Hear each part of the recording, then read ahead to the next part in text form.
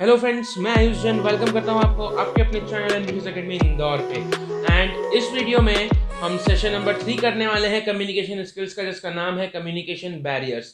तो इस वीडियो में हम कम्युनिकेशन के बैरियर्स के बारे में पढ़ेंगे कि उसमें कितने कितने टाइप के और कौन कौन से बैरियर्स होते हैं, और उन बैरियर्स को समझने के बाद हम ये समझेंगे कि इन बैरियर्स को हम ओवरकम कैसे करते हैं। तो फटाफट से स्टार्ट करते हैं कि कम्युनिकेशन बैरियर होता क्या है। तो कम्युनिकेशन बैरियर जो होता है एक तरह से ऑब्स्टिकल होता है। जैसे हम हर्डल रेस की बात करें, जब आप हर्डल रेस करते हैं तो उसमें हर्डल्स जो आते हैं, बीच में रुकावटें आती जो आपकी स्पीड को रिड्यूस करते हैं। जैसे हम रोड पर ट्रैवल करते हैं तो स्पीड ब्रेकर्स होते हैं जो आपकी स्पीड को रिड्यूस करते हैं। उसी तरह से कम्युनिकेशन बैरियर्स में भी कुछ ऐसे ही ऑब्स्टिकल्स होते हैं जो रिसीवर को आपकी इंफॉर्मेशन पहुंचाने में रुकावट पैदा करते हैं। मतलब कहीं ना कहीं ऐसा आ जाता है बीच में कि सेंडर ने जो बोला वो रिसीवर तक नहीं पहुंच पाया। तो ये कम्युनिकेशन बैरियर्स कुछ होते हैं। तो ये एसेंशियल है कि हमें फीडबैक मिले, क्योंकि ये चीज़ हमने लास्ट सेशन में देखी होगी अगर आपने वीडियो देखी है तो, कि उसमें मैंने बताया था कि फीडबैक इंपॉर्टेंट क्यों है। तो यहाँ पर भी उसकी इंपॉर्टेंस हमें दिख सकती है कि अगर कम्युनिकेशन बैरियर बीच में आ जाता है, रिसीवर को वो इन्फॉर्मेशन नहीं मिल पाती है, तो फीडबैक में रिसीवर ये दे दे कि मुझे इन्फॉर्मेशन नहीं मिली है, तो उससे कम्युनिकेशन साइकिल वापस से हम स्टार्ट कर सकते हैं और सेंडर वापस से मैसेज भेज सकता है। लेकिन अगर यहाँ पे फीडबैक नहीं होगा तो हमें नहीं मालूम पड़ेगा, मतलब सेंडर को मालूम नहीं पड़ेगा कि रिसीवर तक वो मैसेज पहुंचा है कि नहीं, क्योंकि कम्युनिकेशन बैरियर्स बता के नहीं आते हैं। मे बी पॉसिबल कि सडनली कोई बैरियर आ जाए जहां से वो चीज़ मैसेज जो है वो रिसीवर तक पहुंच ना पाए। तो बैरियर्स जो होते हैं अलग अलग टाइप के बैरियर्स होते हैं। कुछ होते हैं बैरियर्स जो कि मैसेज फॉर्मेशन में आ जाते हैं, कुछ बैरियर्स होते हैं जो इंटरनल बैरियर्स होते हैं, एंड कुछ बैरियर्स होते हैं जो एक्सटर्नल बैरियर्स होते हैं। तो हम फटाफट से स्टार्ट करते हैं मैसेज फॉर्मेशन से रिलेटेड जो बैरियर्स होते हैं उससे स्टार्ट करते हैं, और उसको स्टार्ट करते हुए फिर हम आगे बढ़ते हैं। तो ये बैरियर जो होता है मैसेज फॉर्मेशन का, ये बहुत अलग अलग तरीकों से होता है। इस तरह को हम एक सिंपल सी चीज़ से समझते हैं कि आपने देखा होगा जो फॉरेन अमेरिकन इंग्लिश वाले होते हैं उनका एक्सेंट जो होता है वो अमेरिकन एक्सेंट होता है। और अगर हम वो मूवीज़ भी देखते हैं या फिर उनसे कम्युनिकेशन करते हैं तो हमें एक बार में वो इंग्लिश उनकी समझ में नहीं आ पाती है। अगर हम इंडियंस ही अगर अच्छी इंग्लिश बोल लेते हैं और इंग्लिश में कम्युनिकेट करते हैं तो हम एक दूसरे को समझ सकते हैं, क्योंकि we don't have that kind of accent. लेकिन अगर कोई अमेरिकन बोल रहा है तो उसका एक्सेंट अलग हो जाता है as compare to our accent, जिसकी वजह से हमें उसको समझने में दिक्कत आती है। तो ये दिक्कतें जो होती हैं, this is for the message formation.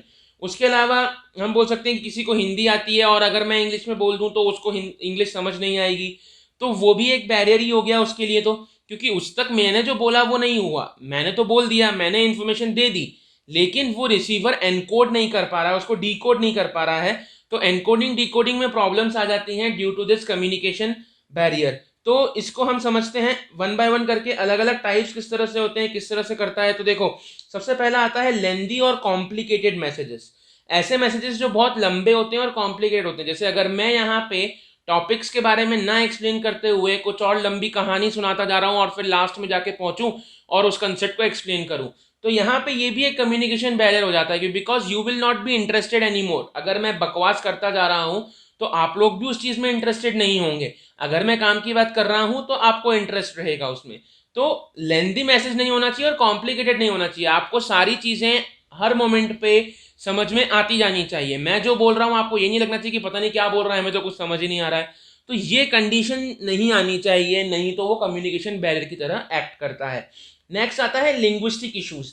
Linguistic मतलब लैंग्वेज, स्पीच डिसऑर्डर हो गए, या फिर हम मल्टीपल सिंबल्स का यूज करते हैं जहाँ पे कंफ्यूजन हो गया, या फिर कई बार हम ऐसा बोल देते हैं जिसका मीनिंग ही बिल्कुल अलग हो जाता है जो हम बोलना चाह रहे हैं उससे। तो ये लिंग्विस्टिक प्रॉब्लम्स जो होती हैं, लिंग्विस्टिक इश्यूज ऐसे इश्यूज होते हैं जहाँ पे लैंग्वेज को लेकर प्रॉब्लम्स आती हैं कि हम हमारा मैसेज सामने वाले को कन्वे नहीं कर पा रहे हैं। नेक्स्ट आता है इनकंसिस्टेंट टोन और नॉन वर्बल कम्युनिकेशन। मतलब हमने वर्बल नॉन वर्बल के बारे में ऑलरेडी डिस्कस कर चुके हैं। तो अगर बॉडी लैंग्वेज और टोन जो है वो आपकी करेक्ट नहीं है तो it will create a barrier. किस तरह से? जैसे अगर मैं ओरल कम्युनिकेशन कर रहा हूँ, वर्बल कम्युनिकेशन कर रहा हूँ, तो उसमें टोन, पिच, मेरा जेस्चर्स, ये सारी चीज़ें सही जगह पर सही तरीके से अप्लाई होनी चाहिए। मैं अगर एक स्टोरी सुना रहा हूँ तो मुझे स्टोरी इस तरह सुनानी है, in a proper speech, in a proper tone, कि जो सामने वाला रिसीवर है वो रिसीवर मेरी स्टोरी को विजुअलाइज कर पाए, उसको समझ पाए। अगर मैं उस तरीके से समझा ही नहीं पा रहा हूँ, उस तरह से स्टोरी बोल ही नहीं पा रहा हूँ, तो वो चीज़ जो हो जाती है एक बैरियर बन जाती है।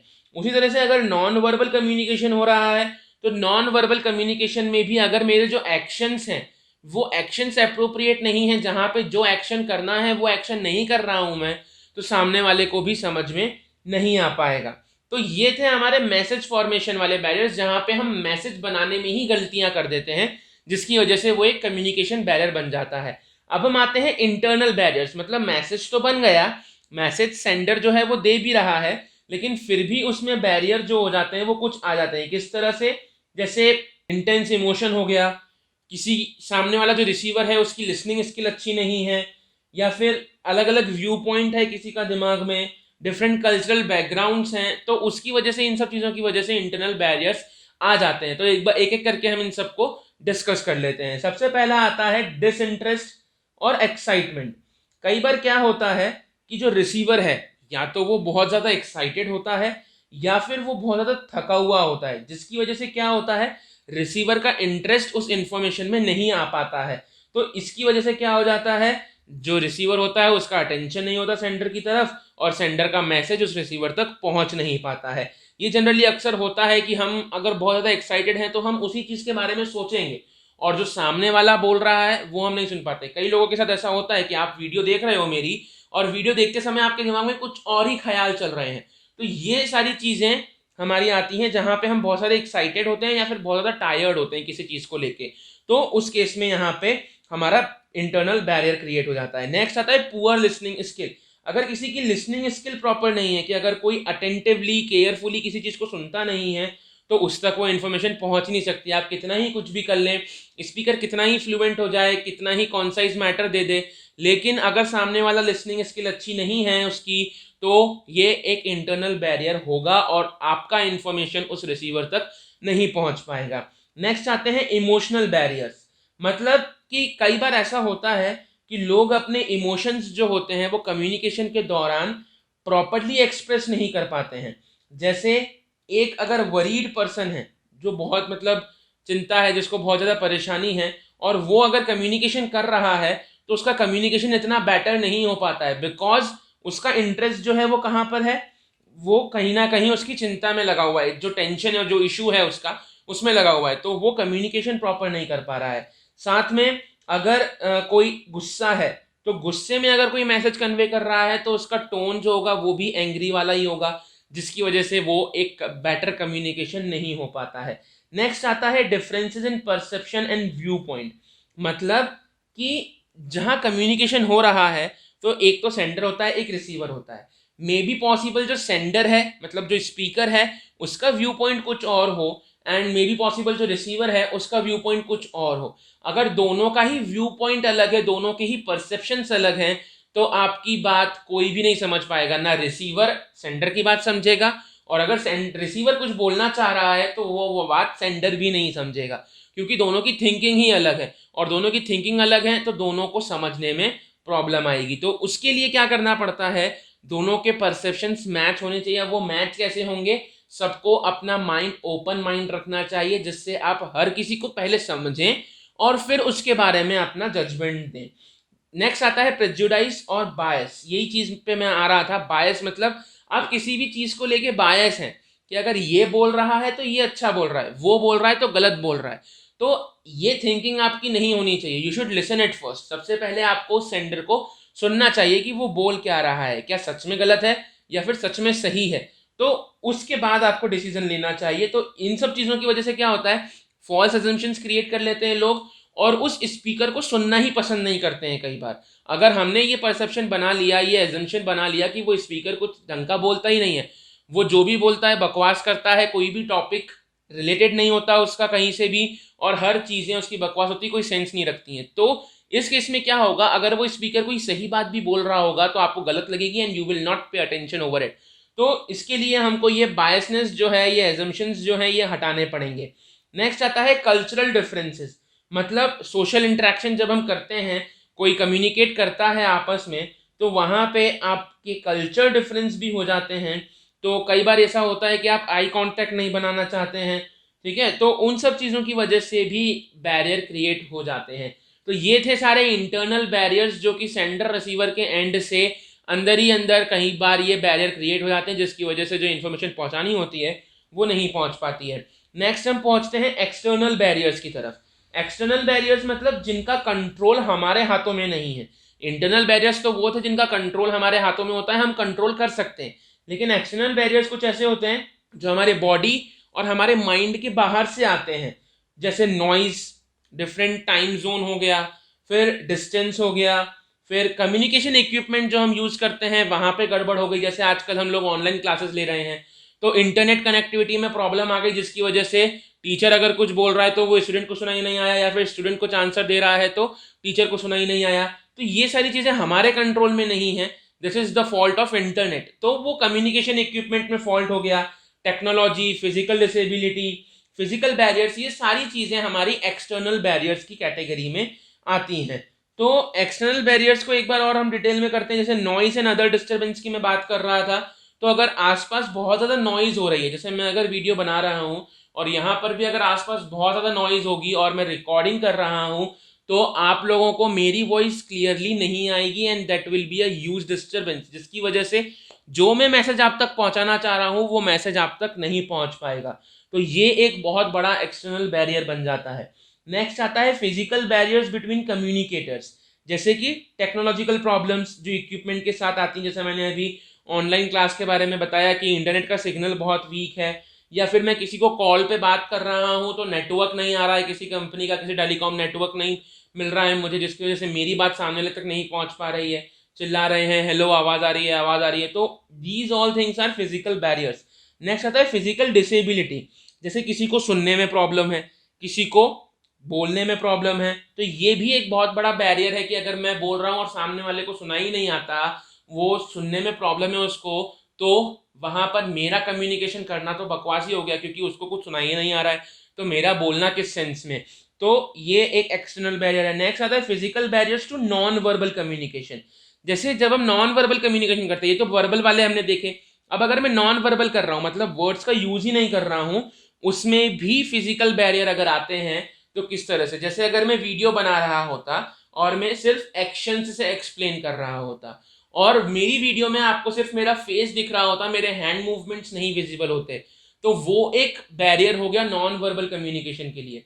तो मेरी वीडियो उस अकॉर्डिंग होनी चाहिए कि मेरे जो हैंड मूवमेंट्स हैं वो भी आपको वीडियो में दिखे, जिससे मैं जो समझाना चाह रहा हूँ वो आप समझ पाओ।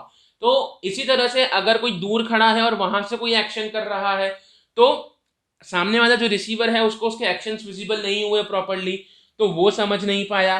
तो these all are external barriers. अब ये हमने तीनों तरह के बैरियर्स पढ़ लिए कि मैसेज फॉर्मेशन में किस तरह का बैरियर आता है, इंटरनल बैरियर्स क्या होते हैं एंड एक्सटर्नल बैरियर्स क्या होते हैं। अब हम फटाफट से आ जाते हैं कि इनको ओवरकम कैसे करते हैं, इन परेशानियों को, इन बैरियर्स को, इन रुकावटों को हम खत्म कैसे करेंगे। तो सबसे पहले वापस से हम मैसेज फॉर्मेशन वाले बैरियर से शुरू करते हैं कि इनको ओवरकम कैसे करेंगे। कि सबसे पहला आता है कि जो आप मैसेज बना रहे हो उसको सिंपल से सिंपल रखो, बकवास करने की जरूरत नहीं है। टू टॉपिक आप अपना मैसेज रेडी करके रखो, और आपको जब रिसीवर मिले आपको उससे कन्वे करना है तो फटाफट से आपने मैसेज बोला, काम खत्म, आपका कम्युनिकेशन ओवर। सामने वाले को जो समझाना था वो समझ में भी आ जाएगा। तो जो कंटेंट है आपका, मैसेज, इंफॉर्मेशन, ओपिनियन, जो भी चीज़ है उसको एक सिंपल फॉर्म में रखो। नेक्स्ट आता है यूजिंग करेक्ट लैंग्वेज। लिंग्विस्टिक हमने प्रॉब्लम देखी थी, तो आपकी लैंग्वेज जो होनी चाहिए वो करेक्ट लैंग्वेज होनी चाहिए। आपको आपके रिसीवर के बारे में मालूम होना चाहिए कि सामने वाला कौन है और वो कौन सी लैंग्वेज समझता है। अगर वो नॉन वर्बल कम्युनिकेशन समझ लेता है तो you should do non verbal communication with him, और अगर वो वर्बल कम्युनिकेशन अच्छे से समझ लेता है तो कौन सी लैंग्वेज समझता है, कौन से वर्ड समझता है, उन चीज़ों को ध्यान में रखते हुए आपको कम्युनिकेशन करना पड़ेगा, जिससे आपका कम्युनिकेशन पूरा हो पाए। नेक्स्ट आता है एप्रोप्रिएट बॉडी लैंग्वेज। जैसा मैंने बताया, अगर आप नॉन वर्बल कम्युनिकेशन कर रहे हो तो आपकी बॉडी लैंग्वेज वैसी होनी चाहिए कि सामने वाला आपको समझ पाए। साथ साथ ये सिर्फ नॉन वर्बल में ही नहीं, वर्बल कम्युनिकेशन में भी दिक्कत आती है। अगर आपका बॉडी लैंग्वेज अच्छा नहीं है तो उस पर्सन का आप पे इंटरेस्ट खत्म होता जाता है। तो दोनों ही जगह आपकी बॉडी लैंग्वेज एक इंपॉर्टेंट रोल प्ले करती है। नेक्स्ट आते हैं अब हम इंटरनल बैरियर्स को ओवरकम कैसे करेंगे। तो इंटरनल बैरियर्स को ओवरकम करने के लिए सबसे पहला तरीका है बी सेंसिटिव एंड एम्पैथेटिक। मतलब क्या हुआ कि जो सेंडर है वो रिसीवर को सही सही जानना चाहिए, मतलब उसका फ्रेम ऑफ माइंड कि वो किस सिचुएशन में है सामने वाला, वो सुनने के अभी सही टाइम है उसको बताना या फिर नहीं है। तो ये सारी चीजें स्पीकर को सेंडर को मालूम होनी चाहिए, he should be aware about it. जैसे हम बोलते हैं ना कि अगर कोई गुस्से में है तो उससे जाके भी बात नहीं करनी चाहिए, नहीं तो क्या होगा, हमारी बात वो सुने बिना ही हम पे गुस्सा करने लग जाएंगे। तो स्टेट ऑफ माइंड जो रिसीवर है उसका आपको जानना बहुत जरूरी होता है। हम जैसे किसी टीचर को देख लेते हैं, अगर हम कोई चीज उससे पूछना चाहते हैं तो हम पहले टीचर का बिहेवियर देखते हैं उस टाइम पे कि क्या वो गुस्सा है या फिर हैप्पी है, क्या है उसकी सिचुएशन, स्टेट ऑफ माइंड क्या है। उसके बाद हम हमारी बात जाके उस टीचर से करते हैं ताकि हमें डांट ना पड़े और हमारी बात जो है वो उनको समझ में आ जाए। तो इस तरह से आपको स्टेट ऑफ माइंड मालूम होना चाहिए। नेक्स्ट आता है डेवलप गुड लिसनिंग स्किल्स। आपकी लिसनिंग स्किल्स आपको अच्छी रखनी चाहिए ताकि सामने वाला जो सेंडर है, स्पीकर है, वो जो भी बोले आपको सारी चीजें समझ में आ जाएं। नेक्स्ट आता है डेवलप ट्रस्ट। मतलब लोगों पे ट्रस्ट बना के रखो ताकि आपको क्या हो, जब वो कोई चीज बोल रहा है तो आपको विश्वास हो कि हाँ ये सही बोल रहा है, and you start believing him. और जिसकी वजह से क्या होगा, अगर वो सच में सही बोल रहा होगा तो आपको उस चीज का बेनिफिट मिलेगा। नेक्स्ट आता है keep your emotions in check. अपने इमोशंस को बार बार चेक करते रहो कि क्या यहाँ पे ये इमोशन, मेरा जो इमोशन मैं दिखा रहा हूँ ये सही है, क्या मैं किसी को क्रिटिसाइज कर रहा हूँ तो वो सही है, किसी को बता रहा हूँ कि ये गलत है तो वो क्या सच में गलत है तभी मैं क्रिटिसाइज कर रहा हूँ, या फिर वो सही है लेकिन फिर भी मैं क्रिटिसाइज कर रहा हूँ। तो वो सारी चीजें आपको ध्यान में रखनी चाहिए हमेशा, as a receiver and as a sender as well. तो नेक्स्ट आता है डू नॉट एज्यूम। बात उसी पे आ जाती है वापस से कि किसी को भी लेके गलत एजम्पशंस मत रखो अपने अंदर, जिससे कि वो कम्युनिकेशन आपका बिगड़ जाए। और दूसरों के कल्चर को, दूसरों के बिहेवियर्स को थोड़ा रिस्पेक्ट करना सीखें। नेक्स्ट हम आ जाते हैं ओवरकमिंग एक्सटर्नल बैरियर्स पे, कि अब हम एक्सटर्नल बैरियर्स को कैसे ओवरकम करेंगे। तो सबसे पहली चीज है यूज प्रॉपर कम्युनिकेशन चैनल। मतलब कम्युनिकेशन चैनल वही यूज करो जो प्रॉपर कम्युनिकेशन देते हो। जैसे कोई टेलीकॉम नेटवर्क है, आप उसको यूज कर रहे हैं एंड वहां पे आपको नेटवर्क अच्छा नहीं मिल रहा है, तो you should switch to another telecom network जो आपको अच्छा नेटवर्क सर्विस आपके एरिया में देता हो। अदरवाइज आपको उस नेटवर्क का यूज करने का कोई मतलब ही नहीं निकल रहा है, तो आप उस टेलीकॉम नेटवर्क को स्विच करो और ऐसा नेटवर्क सिलेक्ट करो जो आपको परफेक्ट सिग्नल्स दे, जिससे आपका कम्युनिकेशन खराब ना हो। तो ये सारी चीज़ों को मैनेज करना आपके हाथ में है कई हद तक। तो ये चीज़ें आपको कंट्रोल करने में हेल्प करेंगी कि आपके बैरियर्स आपके कम्युनिकेशन में कम से कम आए। नेक्स्ट आता है find alternate means of communication to overcome physiological problems. जैसे जो साइन लैंग्वेज होती है हम यूज करते हैं, जैसे हमने अभी बैरियर में देखा, एक्सटर्नल बैरियर में, कि अगर कोई पर्सन है जो सुन नहीं सकता तो उसके लिए हम क्या करेंगे, we will use sign languages. तो वी हैव मैनी अल्टरनेटिव्स जिससे हम कम्युनिकेशन कर सकते हैं। तो उस एक्सटर्नल बैरियर को ओवरकम करने के लिए हमारे पास सब्स्टिट्यूट्स हैं। मतलब हमने अभी तक देखा कि इंटरनल बैरियर्स जो होते हैं या मैसेज फॉर्मेशन जो होते हैं उसमें हम वहीं पे करेक्शन कर सकते हैं, लेकिन एक्सटर्नल बैरियर्स में क्या करना पड़ेगा, हमें कोई उसका सब्स्टिट्यूट ढूंढना पड़ेगा। जैसे टेलीकॉम नेटवर्क है तो हमें स्विच करना पड़ेगा। फिर अगर हम कम्युनिकेशन कर रहे हैं, वर्बल कम्युनिकेशन कर रहे हैं, सामने वाले को समझ में नहीं आ रहा है, तो we have to switch to another method of communication जो कि नॉन वर्बल हो सकती है या फिर विजुअलाइजेशन हो सकती है। तो हमें यहाँ पे हमारा सब्स्टिट्यूट ढूंढना पड़ेगा। फिर उसके बाद सीकिंग फीडबैक जो है ये भी एक एक्सटर्नल बैरियर को ओवरकम करने का सबसे बेस्ट तरीका है, और मैं मानता हूं कि feedback is the best thing. अगर आपको हर कम्युनिकेशन के एंड पे फीडबैक मिल रहा है तो that is the best thing, जिससे आपको मालूम पड़ता है कि सामने वाले को वो मैसेज मिला है या नहीं मिला है, और नहीं मिला है तो आपको दोबारा भेजना है, और मिल गया है तो आपको आगे क्या करना है। ये सारी चीजें आपकी फीडबैक पे डिपेंड करती हैं। तो feedback is the most important thing according to me. ठीक है, तो यहाँ पे ये हमारा चैप्टर खत्म हो जाता है, जहां पे हमने देख लिए सारे बैरियर्स और उन बैरियर्स को ओवरकम कैसे करना है हमने वो भी देख लिया। अब हमारा नेक्स्ट सेशन आएगा, सेशन नंबर 4, जो कि है इफेक्टिव कम्युनिकेशन। तो आने वाली वीडियो में वो भी मिल जाएगा आपको। Thank you for watching the video. Till then subscribe कर देना चैनल को, नोटिफिकेशन के लिए बेल आइकन को प्रेस कर देना ताकि आपको नोटिफिकेशन मिल जाए जब भी वीडियो आए। सो बाय बाय।